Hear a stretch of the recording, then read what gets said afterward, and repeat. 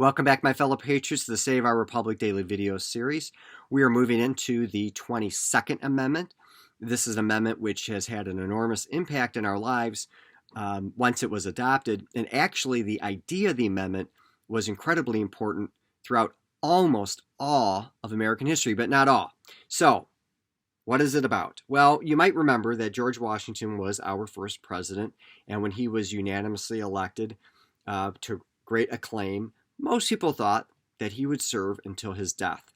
He did indeed serve a second term, and to the shock of many, not just across the nation, but across the world, he voluntarily relinquished power and retired. You know, he had spent many decades literally fighting on behalf of the country or being its most monumental figure on the political stage and the world stage. He was tired. He was healthy, but he wanted to go back home.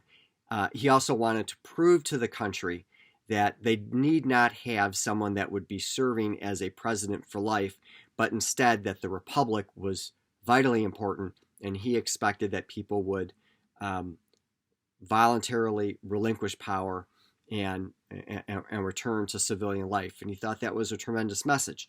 And in fact, many foreign leaders didn't understand this. And when George III, his nemesis for almost his whole life, heard the news, he announced, if it was true, that George Washington would be the greatest character of the age. And indeed he was. And so this precedent stuck.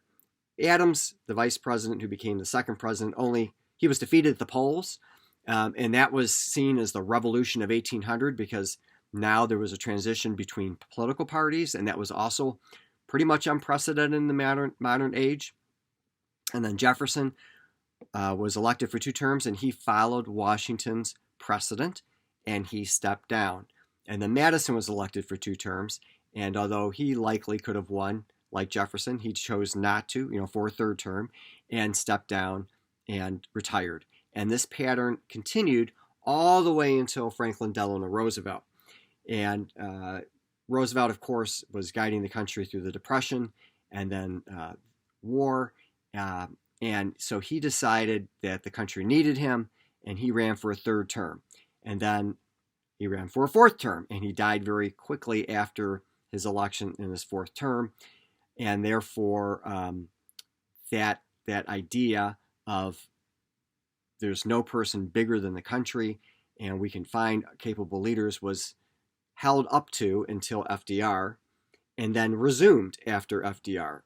Truman did not try to seek the presidency ad nauseum.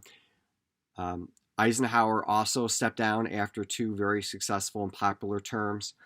And the Congress passed and the states ratified the 22nd Amendment, which provided that the 2-term limit would be part of the Constitution straight up, so there would never be that kind of issue in the future. There's a kind of a caveat there in that if someone serves less than 2 years, then they can serve another full 2 terms. So you could have someone that serves almost 10 years, 9 years minus a day. But other than that, then that could happen if you were vice president or somehow otherwise ascended to the presidency because of something that happens to the president, the vice president. And we've talked about presidential succession in prior episodes.